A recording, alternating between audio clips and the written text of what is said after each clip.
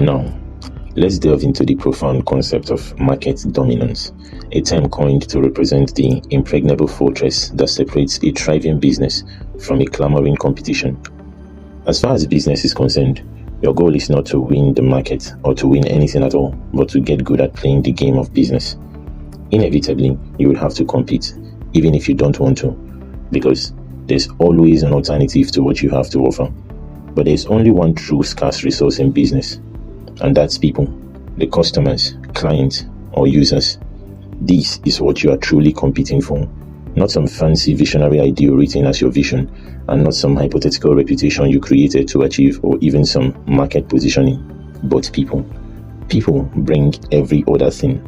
The money are with people. The market positioning will be decided by people. Your brand will be perceived by people.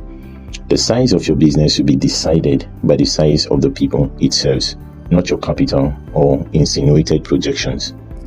So, to dominate the market, you have to get good at playing the game of how well you serve people.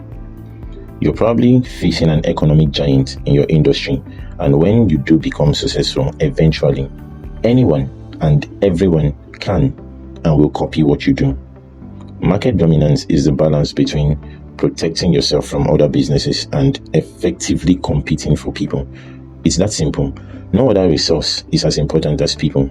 As a matter of fact, you can actually protect yourself by carving out a people for yourself and dominating in that demographic of people psychographically. If you do every other thing and fail to effectively compete for people, you are out. But how do you effectively compete for people and give yourself the opportunity to learn to play the game of business?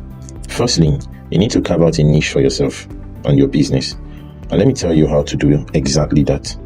Now, a niche is a segment of the market where people share similar demand of products and services. So, you are isolating a segment of people who sees usefulness in what your product offers and are willing to exchange their money for it. But how do you find these people? The best way to find a thing or people is to become the thing that attracts it. It's more simple to attract what you want than to go in search for it. And the simplest way to attract people to a thing is to have people believe in it. You are not trying to find out what people believe in and attach yourself to it. You are becoming what people should believe in. It's like money. For people to demand it, they have to believe in it. Your business too is like a new currency thrown into the market of endless value creation, where the most commodified businesses are the ones people also believe in the most. And if you want people to believe in your business have to do what people want. And you may ask, what do people want? People want to improve their lives. They want to feel better about themselves. But the problem with that is, if you do all what people want, then you've lost your business identity. And if you do all you want, then you've lost people. So what do? Well, at least you know in part to avoid the extremes and find out where what you want and what they want meet. Now, when these have been identified, the real journey to market dominance have started and involves the following. 1. Customer empowerment.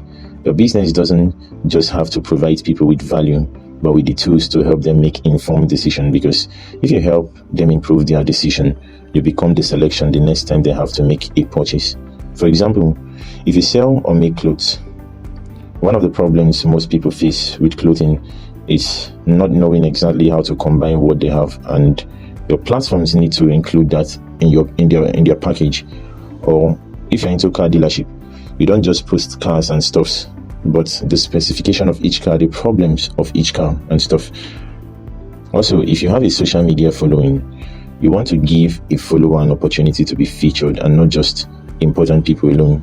You need to empower your customers, your clients, your niche beyond any other person. Only then can they be called yours. The second way to achieve market domination is to exceed customers' expectation. When you discover what you both want as business and customers, always exceed what the customers expect you to deliver. You really don't have to exceed expectation to have customers, but you need to do it to dominate the market, especially if you're just starting. This should be very important to you. You won't dominate the market by having something equal or better than what already exists, but something way better. The third thing you need to do is to anticipate and solve customers' needs before they arise. If you really want people to believe in your business, it should do more for people than they can think for themselves. People are motivated by the sin that gives them hope, and people are influenced by the sin that understands them. But most importantly, people believe in the sin that can see further than they can. Your business has to become the instigator of solutions to problems that haven't even come up yet for people. Now, finally, always make improvements on everything. If the system is working, why change it, right? Well, because it can be better and should be. And if you don't disrupt it, someone else will.